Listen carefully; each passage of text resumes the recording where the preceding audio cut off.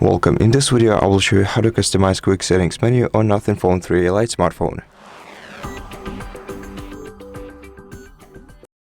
To begin, let's swipe down the quick settings menu from the top of the screen and then tap on the pencil icon right here to customize your settings. If you want to shrink or expand your setting, you have to tap this icon in the bottom right corner of it.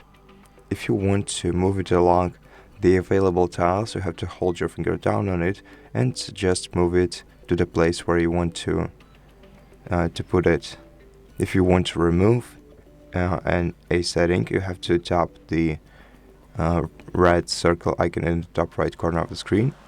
And to add it again, you have to tap on it on this additional settings list. You can also add some additional settings by tapping on them, and they will appear on your quick settings menu.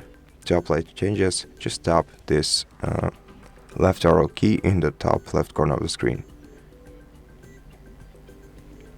And so that's basically it. Thank you for watching this video. If you liked it, please consider subscribing to our channel, leave us a like and comment below, and I'll see you in the next one.